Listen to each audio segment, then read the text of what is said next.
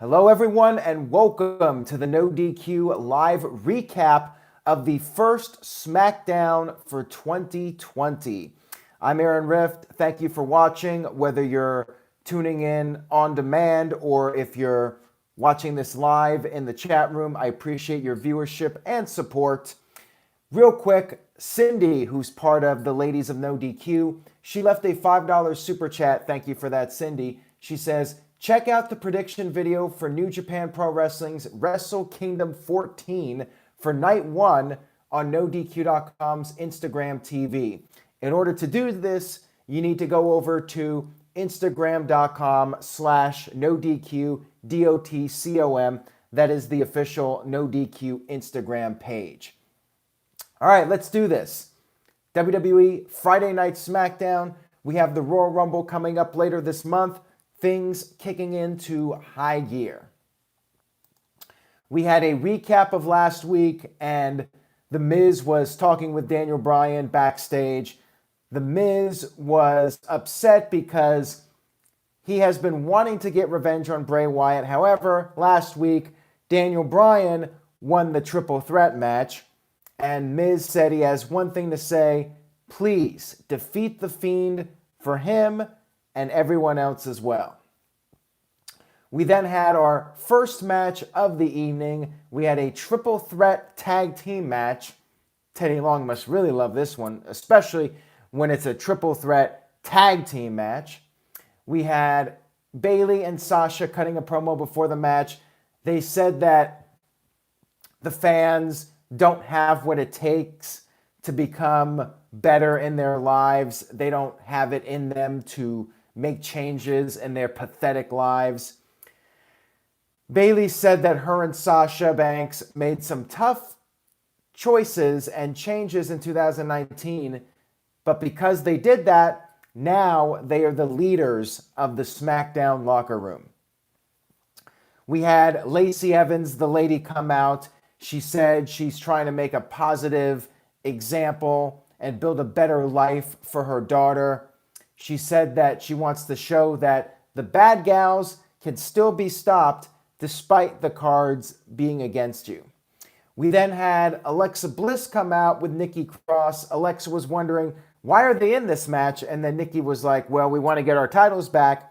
And then finally, after all this talking, we had the match, which was pretty long. These ladies actually got a good 25 minutes of TV time. Almost a quarter of the show was dedicated to them.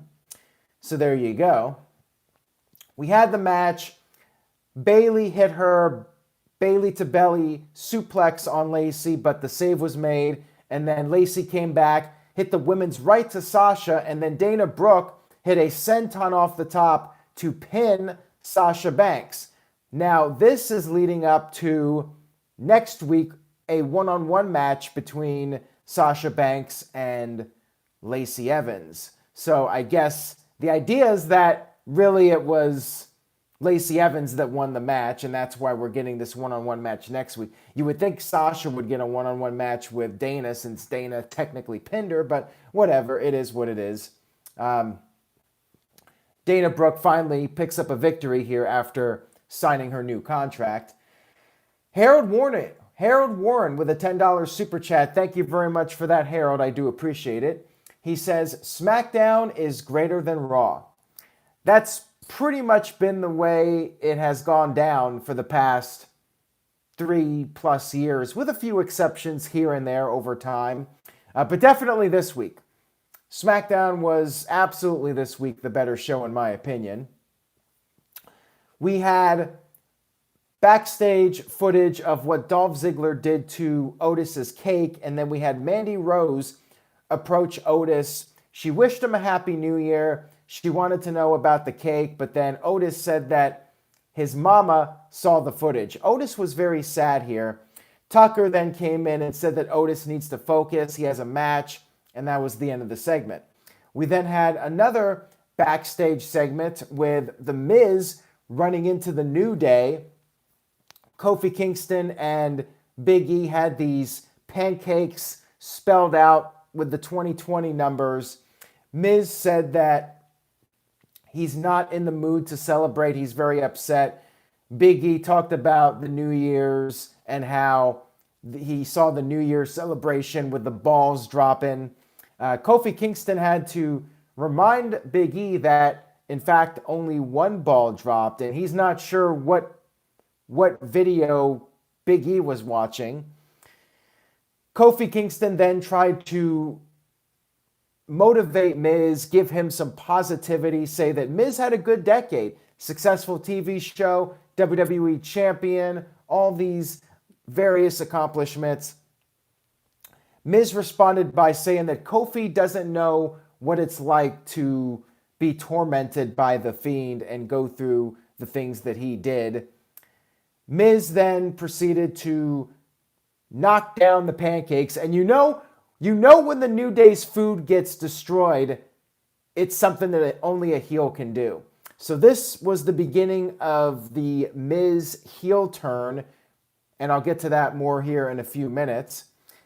Before the segment ended, Kofi Kingston challenged or accepted a challenge for a match with The Miz.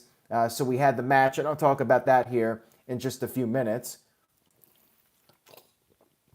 We had Elias come out and do another song. He talked about how he wanted to see Sami Zayn punched in the jaw. And if Shane McMahon returns in 2020, please send his ass to Raw. Elias also made fun of the Revival, said that they are harder to watch than Dolph Ziggler's comedy act, and then brought up Baron Corbin, how he's like an STD that just won't go away. And he finished off by saying at the Royal Rumble, everybody is going to walk with Elias. Fun little song here from Elias. I like it. Good stuff. We had the footage shown of the Revival losing the Miracle on 34th Street fight. Revival were talking backstage. They talked about how the gimmick was dumb and the company is just trying to make them into jokes. So basically, WWE's taking this whole storyline of the Revival getting buried, the real life reports about that, and turning it into a storyline. Shorty G showed up and said that they should not let Elias's words bother them. Instead, they should embrace who they are. Shorty G said that he did this and it was the best decision he ever made. The Revival responded by making fun of Shorty G, making the short jokes, and Shorty basically brushed it off, saying that he is going to rise above size. Apparently, this is Shorty G's new catchphrase. Not sure, however, this is going to go.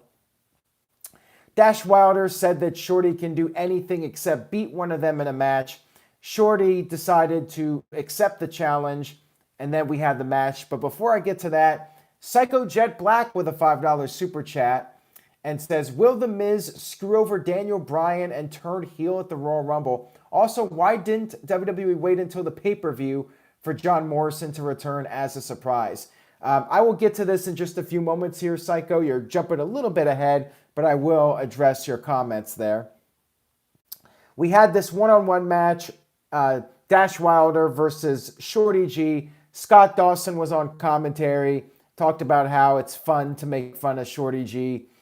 Dash Wilder tapped out to the ankle lock, and then after the match, there was a 2-on-1 attack. Revival beat down Shorty G, when all of a sudden we had Sheamus come out. He's got his new music, old retro look, but still the current music. What do you guys prefer in the chat room? Do you like the new music, or do you want him to go back to It's a Shameful Thing, Lobster Head, Too Many Limes, Too Many Limes? I like his old theme better personally, but I know a lot of people like the new one. So old one or new one? Leave a comment in the chat room or leave a comment on the YouTube video and let me know what you think. Miguel says old music. And Vladimir says old song. JSpin401 says back to Too Many Limes. Psycho Jet Black says I like Too Many Limes. And Mike B also says old. Michael Wayne says old music is better. Looks like most of you prefer the old school music. Gamers on 100 also says old music. Bruce says old. So it's almost unanimous in the chat room. I saw a lot of people on Twitter say they like the new music. So we had The Miz versus Kofi Kingston in a one-on-one match coming off of what happened earlier. The announcers were playing it up, how Miz is starting to lose his mind because of what Bray Wyatt, the Fiend, did to him. Kofi Kingston ended up picking up a victory out of nowhere with a victory roll. And then The Miz attacked Kofi after the match.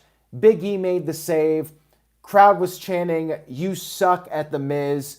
Miz was getting frustrated. He yelled out, "I've given you all everything." Miz was very frustrated. So pretty much the heel turn here into full swing with The Miz attacking Kofi after the match. He destroyed the pancakes earlier, and then the crowd chanted, "You suck," and he yelled at the fans. Now, it appears that this is going somewhere with The Miz, because backstage we had one of the female interviewers, I'm not sure which one, attempted to interview The Miz in his locker room, but instead of The Miz, we had John Morrison show up, and he said one thing. He said, "The Miz doesn't have anything more to say tonight." There you have it. He is back. John Morrison officially back in WWE. Now, I had mixed feelings about this. So on one hand, I like Morrison being with The Miz, and it looks like they're going to be a heel tag team, maybe feud with the New Day for the titles. Reuniting Miz and Morrison, I think, is a cool idea. However, do you guys feel like this was a lackluster, anticlimactic way to bring back Morrison? Instead of a surprise Royal Rumble appearance, he shows up in a random backstage segment. So it's a little weird, I think, the way they brought him back. They could have done a cool surprise for the Rumble. Instead, he just shows up coming out of the Miz's locker room and has one line. And basically, if you blinked, you almost missed it. So kind of a weird return for him, but I am looking forward to seeing what happens with The Miz and John Morrison reunited now. Caitlin says, "I was mad at that." John Nell Jackson says, "I would have waited until the Royal Rumble." And Ma Wrestling was like, "Meh, I expected WWE to waste his return like everything else."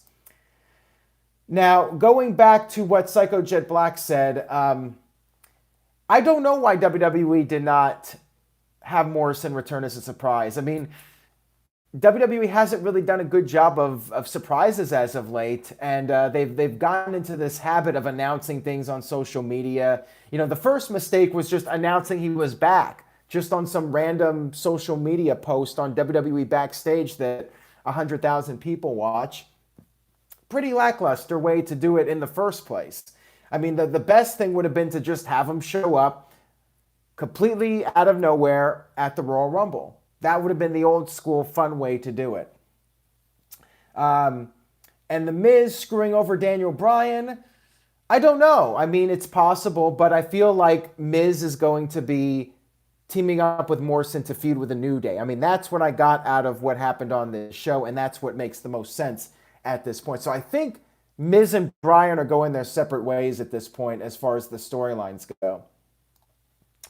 Tim Heidenberg with a $2 super chat. However, the message was retracted. Not sure if he wrote something offensive or something. I don't know. But thank you for the super chat, Tim. And then my man Mike D with the $5 super chat. Thank you for that. I appreciate it. He says, "I think they are saving Edge for the Royal Rumble surprise instead of John Morrison." That would be really cool, but I will believe it when I see it. I mean, that would make sense. If, and that's a big if, Edge shows up at the Royal Rumble, then yeah, that would make sense because Morrison's return would be overshadowed. So maybe you're onto something, but again, I'll believe it when I see it as far as Edge returning. I know there's a lot of rumor and innuendo about Edge, but I don't want to get my hopes up until we actually see him back in the ring. But yeah, that would be very logical if that was the case. I could understand that if that was what ends up happening. So we had Drew Gulak come out for a match with Otis.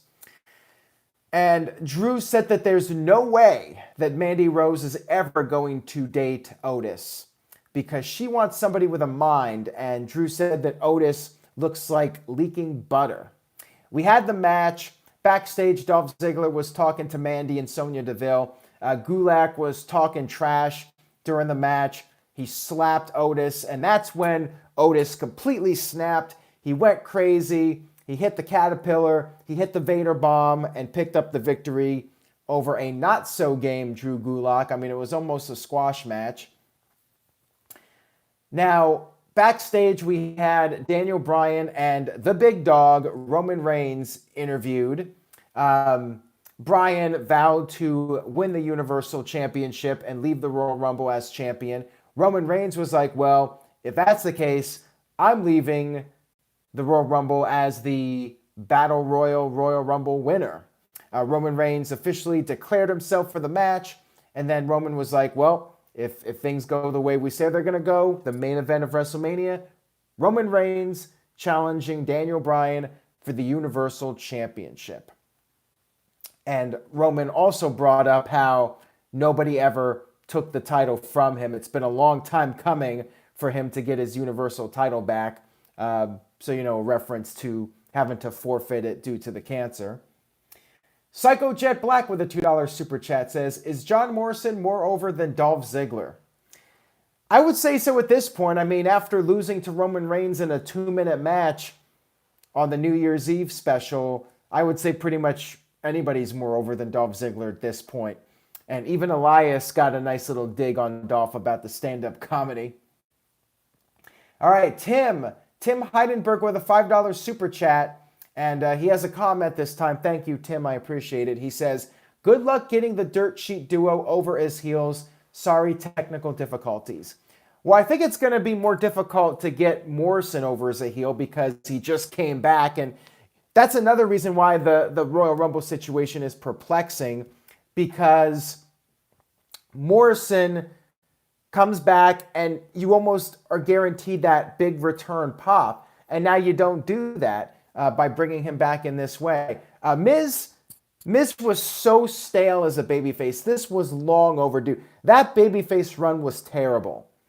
Everything from the Shane McMahon storyline all the way through the end of the year, Miz needed that heel turn badly. He is way better as a heel. And Morrison can do a good job at being a cocky bastard. So it may work out, but I feel like WWE missed that babyface pop for the return that they would have gotten with John Morrison.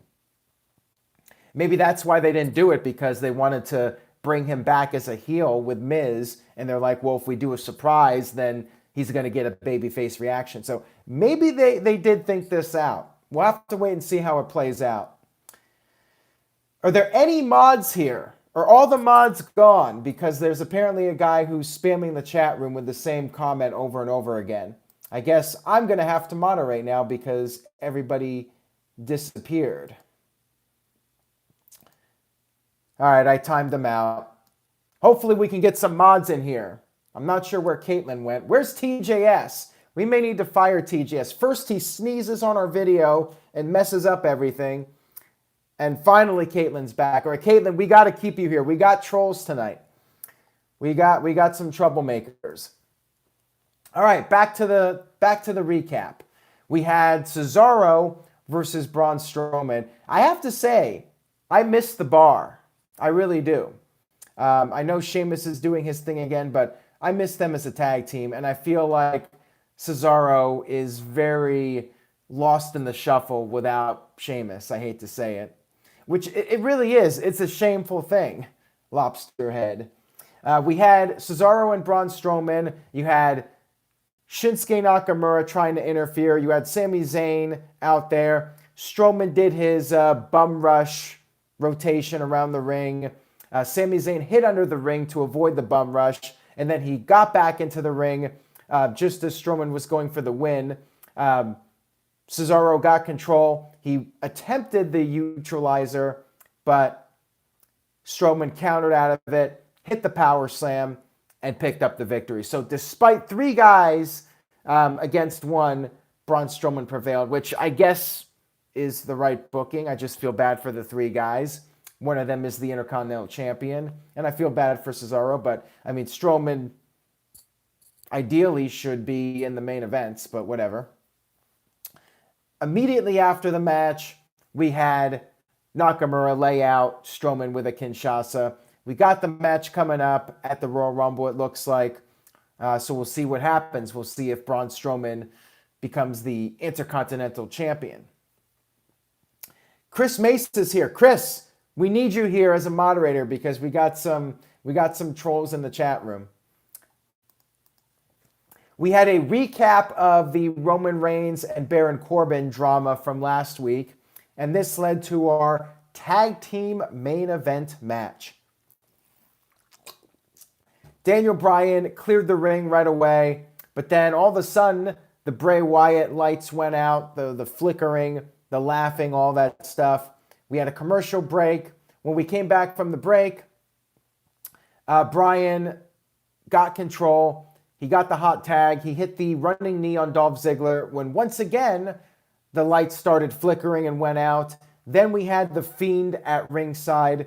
Daniel Bryan dove after him. They started brawling, but the Fiend quickly gained the upper hand on Bryan. He put Bryan through the barricade and then put the mandible claw on him. The lights went out again. Fiend was gone. Roman Reigns went to go check on his buddy when he was jumped by Corbin and Ziggler. It was a 2-on-1 attack. Ziggler got the handcuffs and the dog food. They were going to pour the dog food on Roman again when finally the Usos have come back to SmackDown.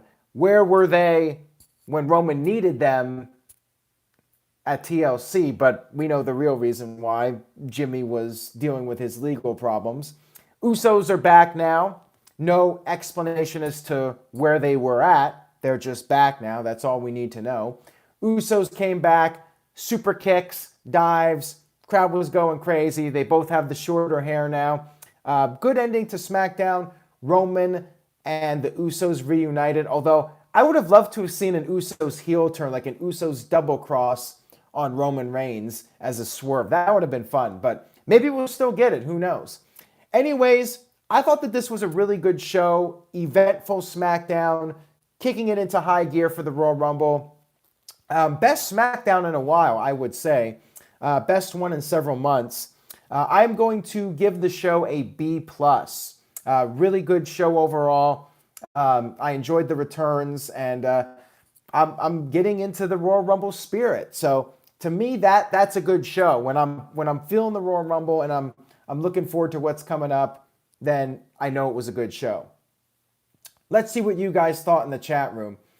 Daniel with a B, Don Boeing with a B, People's WWE Channel with a B, Kev Dog with a B+, CC Drink with an A-, Joseph with an A-, JSpin401 with a B, Morrison with a B, Michael Wayne with an A-, Mike B with an A-, Gamers on 100 with a B+, and Harley with a B+, Marquand 1976 with the lowest grade I've seen here with a C, and Calvin Bowman with a B, Tic Tat Tat with a B+. The Gamers on 100 with a $5 super chat. Thank you for that. He says, the ending on SmackDown was well done with the Fiend coming out to get Bryan, Ziggles and Corbin trying to get Roman with the Usos save. Glad Sheamus is back. I agree with you on all that. Glad to see Sheamus back in action. You know, there was some concern that he was going to be done with wrestling and the spinal stenosis was going to cause him to retire. But I'm glad he was able to come back and have another run here. I just wish we had the Bar reunited. I really enjoyed them as a tag team. I thought they had really solid chemistry together, which is funny because they were just thrown together in a storyline. You remember they had that best of 7 series, and then all of a sudden they were teaming up together. Psycho Jet Black with a $2 super chat says, who do you like more, Robbie Vice or TJS? Wow, you're putting me on the spot here. I like all of my people on Team No DQ equally, except for my fiance. She's number one, and everyone else is right there, right underneath. You know, they're all just as important in the family. And Caleb Jacobs with a $5 super chat says, Johnny Impact is now Johnny WWE. Well, he's John Morrison again. You could call him Johnny SmackDown, but that would be really tacky. I'm fine with him just being John Morrison again. You know, he doesn't need to be Johnny SmackDown or Johnny WWE. But thank you for the super chat, Caleb. And hey, Caleb, World War III is coming.